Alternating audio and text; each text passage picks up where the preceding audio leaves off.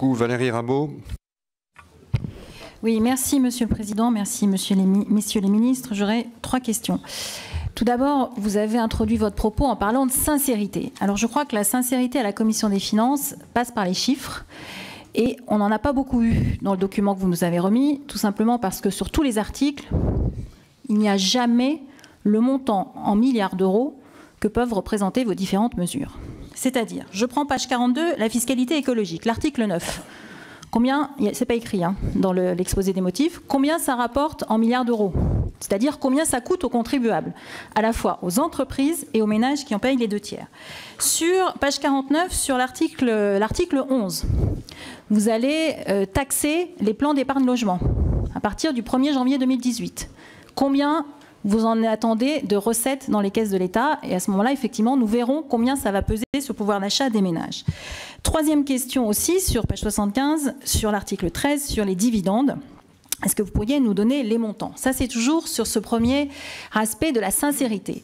L'autre aspect de la sincérité fait que dans votre ministère, vous avez un logiciel qui s'appelle Mésange. Personne n'oubliera son nom parce que c'est un oiseau que tout le monde connaît. Et ce logiciel Mésange, il vise à dire, à chaque fois qu'on prend une mesure fiscale ou qu'on baisse les dépenses publiques, de combien on impacte ou non la croissance économique de notre pays et de combien on impacte ou non le nombre de créations d'emplois. Je sais que vous avez ces données, puisque dans un quinquennat précédent, j'étais partie les chercher de manière peu conventionnelle à Bercy. Je souhaiterais que vous puissiez les donner à la Commission des finances. Et si vous ne nous les donnez pas, j'invite notre rapporteur général à aller faire une petite visite surprise et pouvoir aller chercher ces données qui nous donneront l'impact de vos propositions qui sont aujourd'hui dans ce projet de loi de finances pour 2018, à la fois en termes de création, de croissance et de création d'emplois.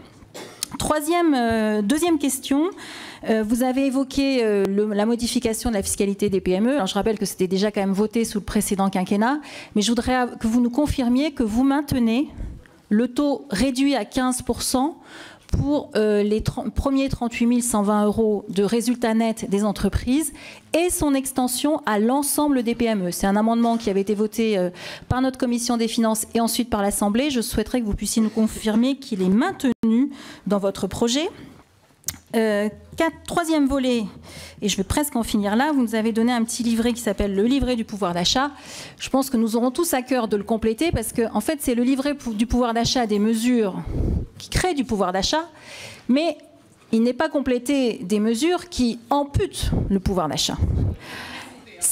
Non, je vous assure qu'il n'est pas complet, parce que nous aurons à cœur de le compléter et vous verrez le résultat que ça donne.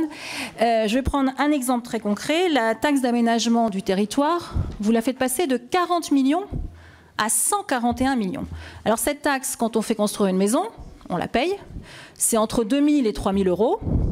Avec ce que vous proposez, elle va passer de 2 à 3 000 € à 5 à 6 000 €. Est-ce que vous confirmez ce point-là? En tout cas, les 141 millions sont bien inscrits. C'est page 92, donc chacun pourra les lire.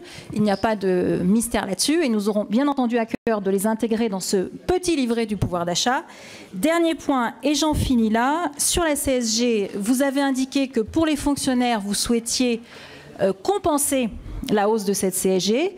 Est-ce que ça veut dire que cette compensation sera payée par les collectivités locales? Est-ce que vous leur imposerez de payer cette compensation?